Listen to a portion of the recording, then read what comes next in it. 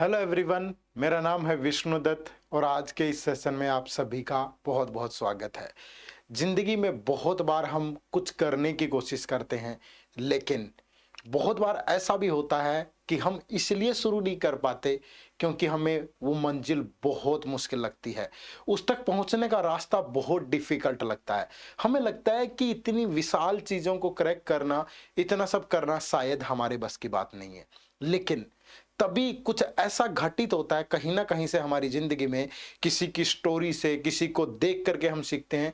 हमें मालूम चलता है कि यार ये चीज़ तो ऐसी थी, या ये कर सकता है तो हम भी कर सकते हैं। बहुत बार ऐसा होता होगा। आज कहानी यूपीएससी की होगी। यूपीएससी के अंदर भी जब आपने शुरू की होगी प्रिपरेशन, तो आपको ऐसा ही लगता होगा कि यार मैं किस तरीके से जीएस प्रिपेयर करूंगा, ऑप्शनल प्रिपेयर करूंगा, और आपने बहुत अच्छे से इन चीज़ों पे अपनी कमांड बना ली धीरे धीरे शुरू करके। लेकिन जब बात आती है सी सेट की, तो आपके मन में कुंठा इस बात की होती है कि सर मैथ तो पढ़ा ही नहीं 10वीं के बाद, और चेतना में आता ही नहीं है कहीं भी। ठीक है, रीजनिंग ये सब चीज़ें मेरे बस की बात ही नहीं है। और इतना विशाल सिलेबस है, अगर मैं यूपीएससी का सिलेबस देखूं वहां कुछ मेंशन नहीं है, तो मुझे बहुत बड़ी प्रॉब्लम हो रही है और इसको मैं शुरू ही नहीं कर पा रहा हूं। डिले करता जा रहा हूं, डिले करता जा रहा हूं, और फिर मैं सोचता हूं कि पेपर से पहले किसी ना किसी तरीके से मोटिवेट करूंगा और इसे मैं कर लूंगा। लेकिन शायद आप फिर से गलती कर रहे हैं, क्योंकि सी सेट का पेपर इतना अच्छे लेवल पे पहुंच गया है कि अब इसको 10 से 15 दिन में प्रिपेयर करना आसान नहीं है। बहुत विशाल सिलेबस है। अगर आप तरह तरह की बहुत सारी वीडियोस देखते होंगे, लेकिन हमने जितनी भी वीडियोस आपके लिए बनाई है उसमें बहुत क्लियरली मेंशन किया है कि कौन सी चीजों पे फोकस करके आप इस पेपर को बहुत आराम से क्लियर कर सकते हैं।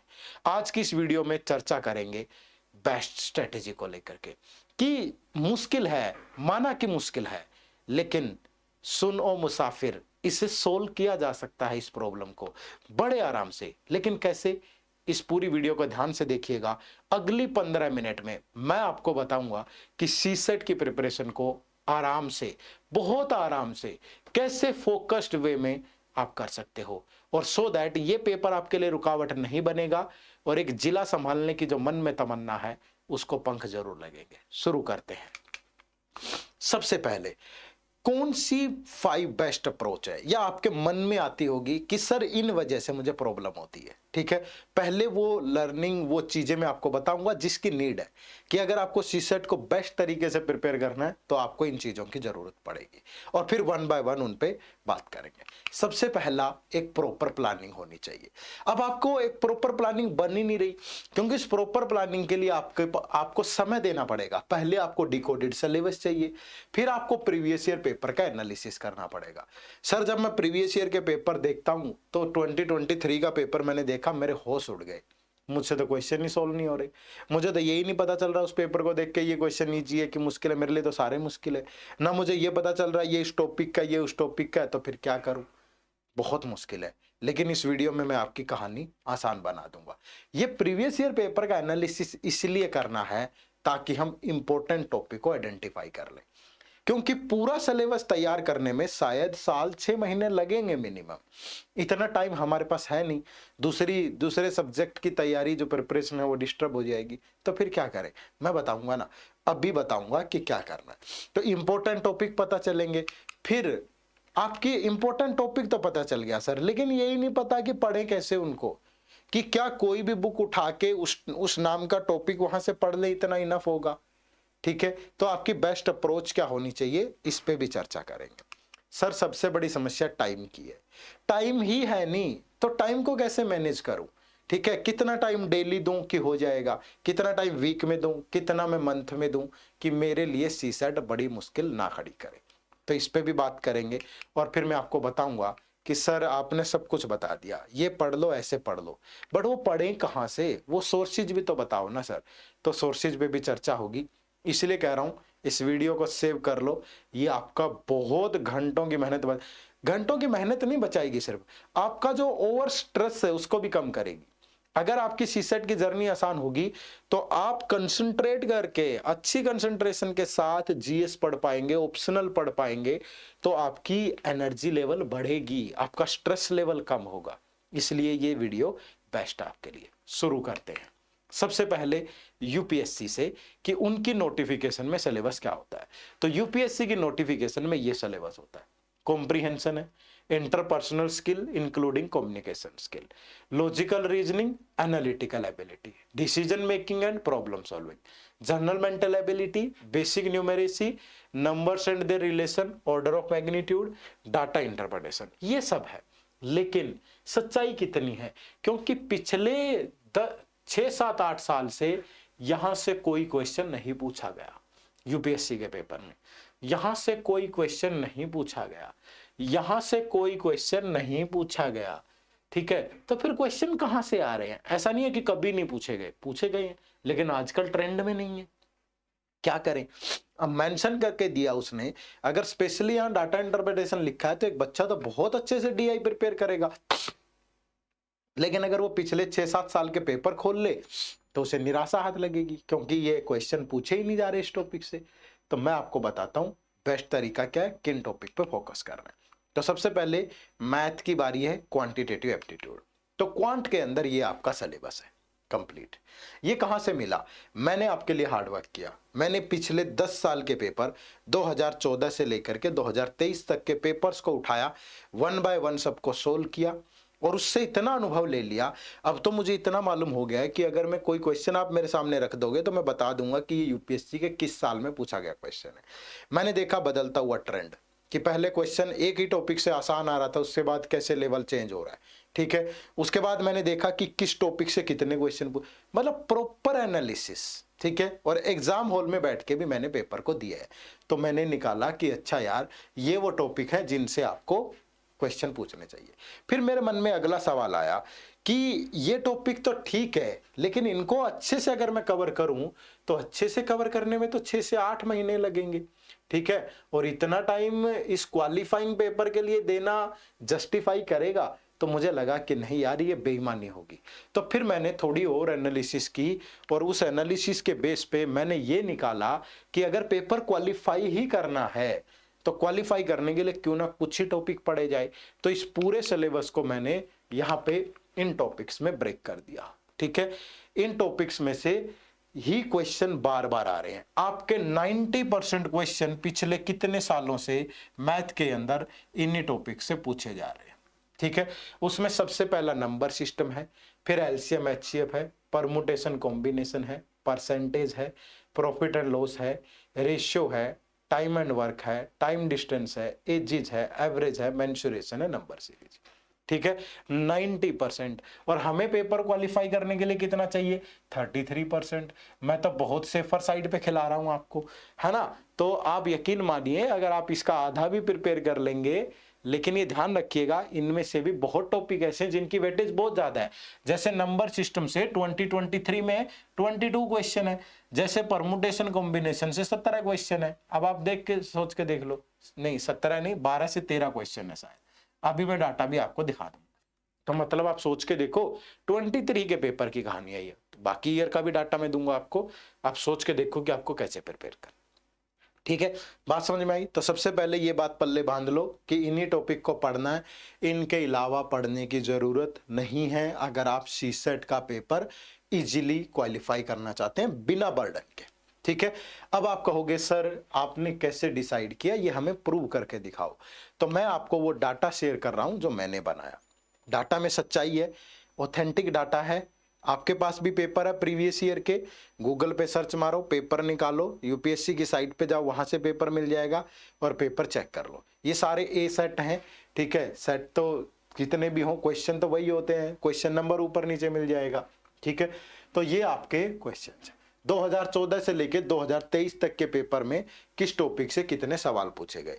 अगर मैंने आपको कहा कि नंबर सिस्टम इंपॉर्टेंट है, क्यों इंपॉर्टेंट है? क्योंकि 2023 में 22 सवाल, 2022 में 15 सवाल, 10 सवाल, 18 सवाल, 8, पहले इतने ज्यादा क्वेश्चन नहीं थे, लेकिन आजकल बहुत ज्यादा।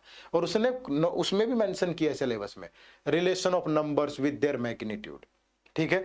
उसके बाद आप देखोगे दूसरे, मैंने कहा प्रोबेबिलिटी परमुटेशन, ये देखो कितने क्वेश्चन है। मैंने कहा परसेंटेज, लगभग हर साल सवाल है। मैंने कहा रेशियो, लगभग हर साल सवाल है। प्रॉफिट एंड लॉस, मैंने इंटरेस्ट नहीं बोला, मैंने डीआई नहीं बोला। क्यों नहीं बोला? क्योंकि पिछले काफी सालों से सवाल ही नहीं पूछ रहा यार। 2018 के बाद डीआई का सवाल नहीं आया। जो इंटरेस्ट है 2014 में एक सवाल आया, फिर 2023 में एक सवाल आया, तो इन पे एनर्जी नहीं लगाने। ट्रेन बोर्ड से सवाल नहीं आ रहे, मैं क्या करूं बताओ। तो इसलिए इन टॉपिक्स को छोड़ दिया गया है। ठीक है, तो ऑथेंटिक डाटा के बेस पे आपको मैं ये चीजें बता रहा हूं। तो इन्हीं टॉपिक को प्रिपेयर करिए, सेलेक्टिवली प्रिपेयर करिए। ठीक है। उसके बाद बात रीजनिंग एबिलिटी की। सर रीजनिंग के क्वेश्चन ना बड़े कम आते हैं आजकल पेपर में, फिर क्या करें भाई? अगर कम आते हैं तो कम भी तो इंपॉर्टेंट है। अगर क्वांट के क्वेश्चन का लेवल यहां है तो रीजनिंग आज भी यहां है, दोनों में अंतर है। क्वांट तो धीरे धीरे मुश्किल होता जा रहा है बहुत, रीजनिंग आज भी सामान्य तौर पे ही पूछा जा रहा है, बहुत मुश्किल सवाल नहीं है। अगर 2023 के पेपर में रीजनिंग से 11 सवाल पूछे गए तो 7-8 सवाल बनाना बहुत बड़ा टास्क नहीं था। आपने थोड़ी सी भी रीजनिंग पढ़ रखी है बना लेते। फिर आप कहोगे सर रीजनिंग की भी इतनी मोटी मोटी बुक्स आती हैं, पूरी पढ़ें क्या? पेपर को एनालिसिस करके मैंने देखा कि ये टॉपिक पूछे जा रहे हैं, लेकिन फिर जब मैं मैथ का बना रहा था मैंने तो पूरा ही पेपर निकाले हैं सारे के सारे। तो फिर मैंने रीजनिंग के भी इंपॉर्टेंट टॉपिक की लिस्ट बनाई और रीजनिंग के इंपॉर्टेंट टॉपिक ये निकल करके आए।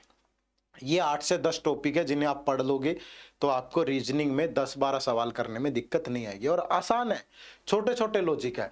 आप सोचो अल्फाबेटिकल और कोडिंग डिकोडिंग, अगर यहां आपको अल्फाबेट्स की प्लेस वैल्यू पता है, अपोजिट लेटर पता है, तो सवाल सोल्व हो जाएगा। सिलोगिज्म का छोटा सा एक डायग्राम वाला मेथड होता है, इस तरीके से वो आ जाए आपको। बेसिक डायरेक्शन पता हो आपको, रैंकिंग हॉरिजॉन्टल वर्टिकल ये रैंकिंग पता हो, फैमिली ट्री बनाना आता हो, कॉन्टिन्यूस लेटर सीरीज में छोटी छोटी चीजें हैं, क्लॉक के 2 कंसेप्ट है, कैलेंडर के 2-3 कंसेप्ट है, क्यूबॉइड में बहुत ज्यादा कुछ नहीं है। तो इनको एक बार जरूर पढ़ लो, है ना, तो आपके लिए रास्ते आसान हो जाएंगे। ठीक है, ये मत सोचना कि अकेले क्वांट के भरोसे चले जाएंगे पेपर में 43 क्वेश्चन तो अकेले, बट क्वांट टफ भी तो है। ठीक है, तो बहुत मुश्किल भी थोड़ा पढ़ना है हमें। पीएचडी कर भी लोगे, उस पर टॉप कर भी लिया तो फिर क्या हासिल हो जाएगा? फाइनल मेरिट लिस्ट में तो ऐड नहीं होना, तो फिर कोई फायदा नहीं है। इतना एफर्ट नहीं, एफर्ट लिमिटेड ही लगाना है। ठीक है, तो ये आपकी कहानी किसके लिए है? रीजनिंग के लिए। ठीक है जी, और ये रीजनिंग का सेग्रीगेशन है स्टार्टिंग फ्रॉम 2014। आप इस डाटा को देख लो और आप देखो कि मैंने बोला कि सीरीज, एनालॉजी, ये वो सब पढ़िए क्योंकि इससे सवाल है। क्लॉक, कैलेंडर, कोडिंग डिकोडिंग, इनसे लगातार क्वेश्चन है। डायरेक्शन, ब्लड रिलेशन, रैंकिंग, मैंने कहा डाइस मत पढ़ो, क्या जरूरत है, सवाल ही नहीं आ रहा है। मैंने कहा कि puzzle, arrangement, images, statement, counting figure, analytics मत पढ़ो, जहां से क्वेश्चन आ रहे हैं बस वही पढ़ो ना। और सपोज अगर इन टॉपिक्स में से इस बार पूछ भी लिए तो कितना, ऐसा तो नहीं है कि वो पिछले सारे टॉपिक गायब कर देंगे भाई। 90% सिलेबस की प्रिपरेशन अब भी हो रही है और क्वालिफाई करना है, पेपर 33% लेने हैं, तो फिर प्रॉब्लम क्या है? कोई दिक्कत नहीं है। Positive energy, trust me, believe me, मैंने एफर्ट लगाया, मैं आपको गाइडेंस दे रहा हूं एक प्रॉपर मेहनत के बेस पे। ऐसा नहीं है कि कुछ भी हवा में इस तरीके से बात करेंगे। ठीक है, चलो उसके बाद बात करें रीडिंग कॉम्प्रिहेंशन की। इंग्लिश में 3 टाइप के कॉम्प्रिहेंशन पूछे जाते हैं, जिनको हम बोलते हैं लेवल 1 पैसेज, फिर बोलते हैं लेवल 2 पैसेज, फिर बोलते हैं लेवल 3 पैसेज।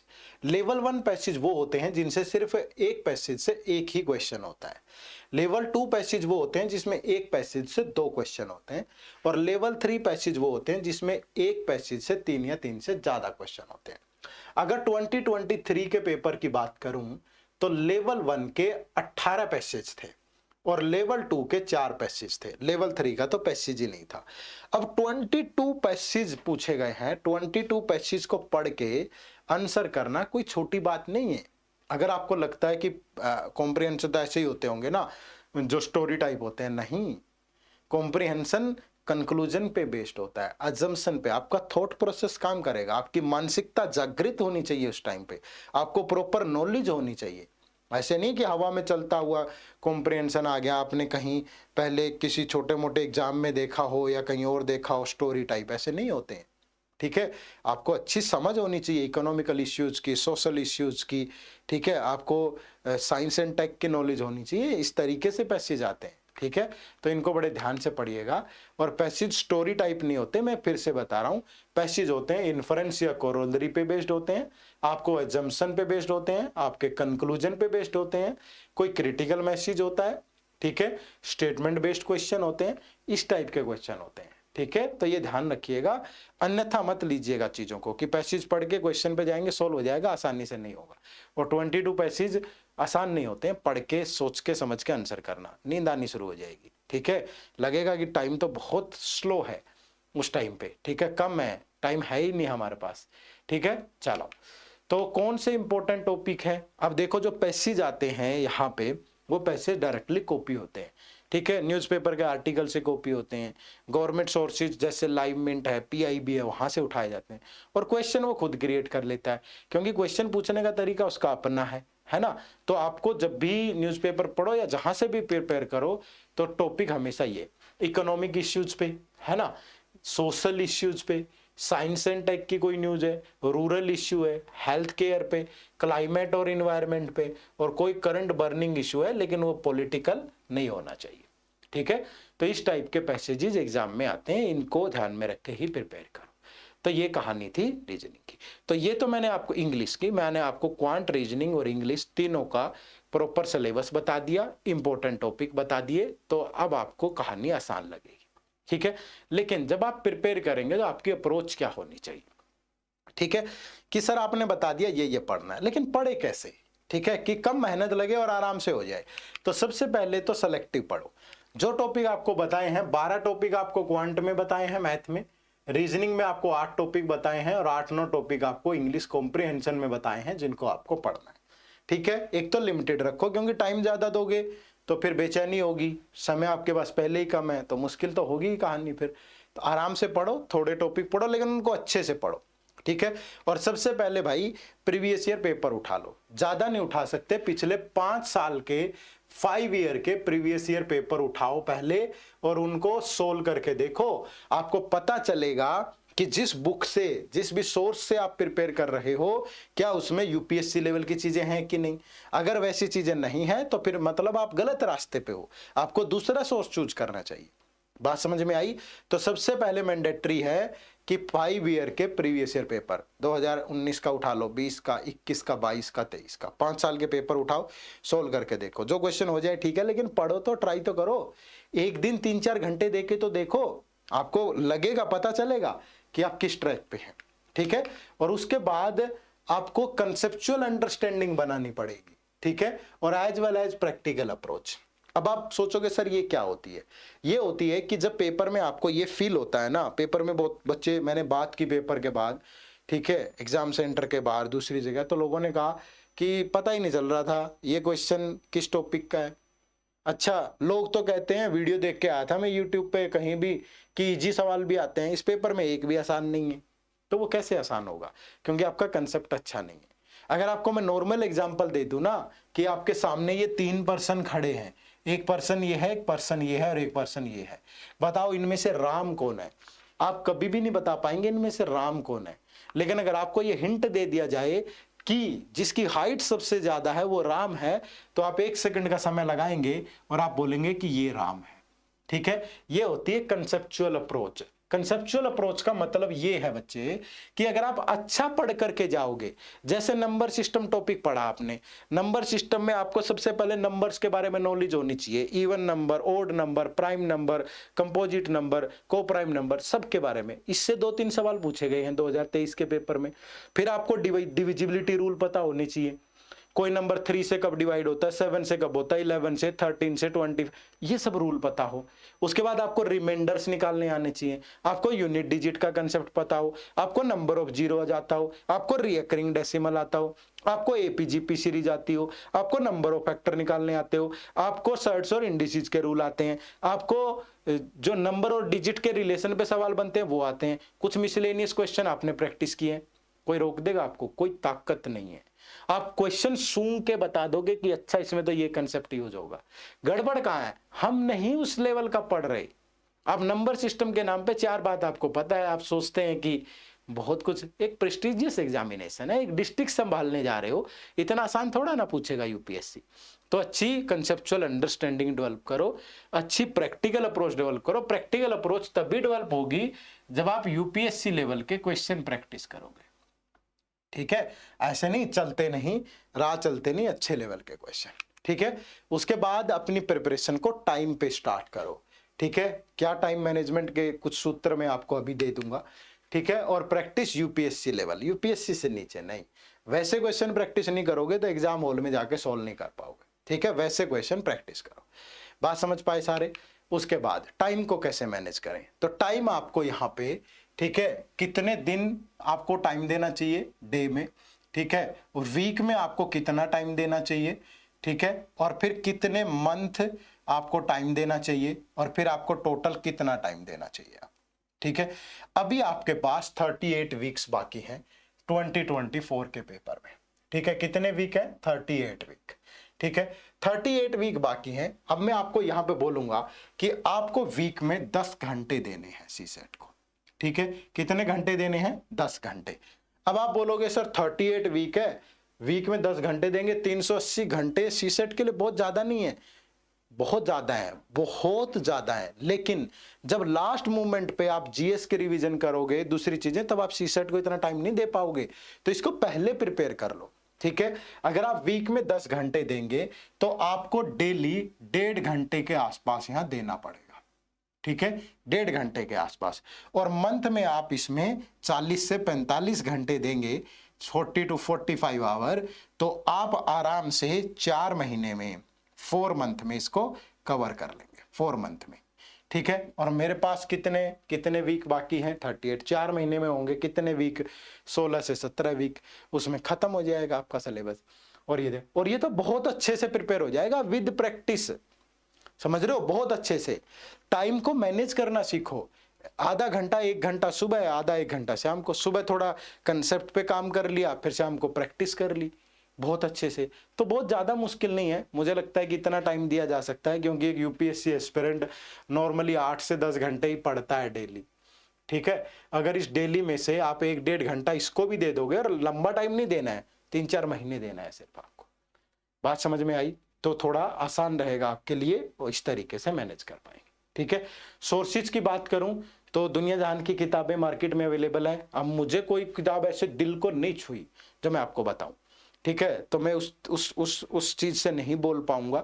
वैसे बुक्स पे हमने ऑलरेडी वीडियो बना रखी है, तो वो वीडियोस भी आप देख सकते हो, हमारे चैनल पे अवेलेबल है, ठीक है। Books UPSC CSAT books search करोगे आपको मिल जाएगी, ठीक है। बट मैं आपके साथ बेस्ट सोर्स की बात करूंगा। बेस्ट सोर्स ये है, ठीक है, इसमें हमने पूरा ध्यान रखा है हर एक चीज का। हमने आपको बेस्ट से बेस्ट कंटेंट दिया है, बेस्ट से बेस्ट, और टाइम सिर्फ 100 घंटे की क्लासेस दे रहे हैं। 100 घंटे में भी इंपॉर्टेंट टॉपिक पढ़ोगे तो वो 60-70 घंटे में खत्म हो जाएगा, ठीक है। और इसमें आपको मिलेगी रिकॉर्डेड कंसेप्ट क्लासेस, और एक 76 डेज का शेड्यूल है पूरा, कि 76 डेज में हम इस पूरे, एकदम से नहीं है कि आज आपने रजिस्टर किया सारा ऐसे डिलीवर हो जाएगा, नहीं। 76 डेज में 1 by 1 करके आपको सारा कंटेंट मिलेगा, ठीक है। डेली टारगेट के साथ कि आज ये 2 वीडियो पढ़ो, इस पे क्विज कर लो, फिर आगे बढ़ो। तो ये कंसेप्ट क्लासेस हैं, 0 से यूपीएससी लेवल है, कोई मैथमेटिकल बैकग्राउंड नहीं है, कोई दिक्कत नहीं है, सब चीजें आपको यहाँ पे मिलेंगी, बेसिक से यूपीएससी लेवल। टेस्ट सीरीज है, टेस्ट सीरीज में आपको चाहे टॉपिक वाइज टेस्ट हो, चाहे सेक्शनल टेस्ट है, चाहे फुल लेंथ टेस्ट है, सब कुछ मिलेगा, ठीक है। वीकली लाइव डाउट क्लास रहती है, वीक में 1 दिन लाइव होती है, अन्यथा आप अपनी क्वेरी तो डिस्कशन फोरम पे, मेल पे, जब मर्जी पूछ लो। इसके अलावा एग्जाम से पहले हम आपका रिवीजन भी करवा देंगे, और ये लाइव क्लास होगी उस टाइम पे, कि अभी यहां से प्रिपेयर कर लो, फिर कि सर एट द एंड में रिवीजन कैसे करूंगा, हम करवा देंगे लाइव क्लासेस के थ्रू, ठीक है। तो ये आपकी फैकल्टी है इस बैच की। मैथ मैंने ही पढ़ाया है, नरवीर सर ने रीजनिंग पढ़ाई, सॉरी इंग्लिश पढ़ाई है, और मेघना मैम ने रीजनिंग पढ़ाई, ठीक है। मुश्किल नहीं है, आसान, बहुत बढ़िया ऑफर चल रहा है इस कोर्स पे। अभी इसी वीडियो के डिस्क्रिप्शन में जाना है, जा करके आपको इस कोर्स को जरूर देखना है, डेमो लेक्चर देखो, उसके बाद इनरोल करो, ठीक है।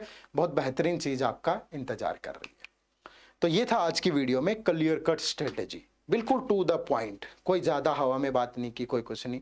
एक अच्छे डाटा के साथ मैंने आपको समझाने की कोशिश की कि आप किस तरीके से ये सब चीज़ें कर सकते हो, ठीक है। इसके अलावा आप हमारी ये कॉम्प्रिहेंसिव एक गाइड बुक है, इसको भी डाउनलोड कर सकते हो। ये एब्सोल्युटली फ्री है। इस गाइड बुक में भी आपको बहुत कुछ मिलेगा, ठीक है। इसमें आपको मिलता है कि क्या सिलेबस है, कौन से इंपॉर्टेंट जो चीज़ें आपको मैंने यहाँ दिखाई है वो यहाँ आपको रिटन फॉर्म में इस गाइड बुक में सब कुछ मिल जाएगी। साथ में बेहतरीन स्ट्रेटेजी मिल जाएगी, हमारे कोर्स से रिलेटेड और इन्फॉर्मेशन मिल जाएगी। ये एब्सोल्युटली फ्री है। इसी वीडियो के डिस्क्रिप्शन में जाना है और इसको भी डाउनलोड कर लेना है, ठीक है।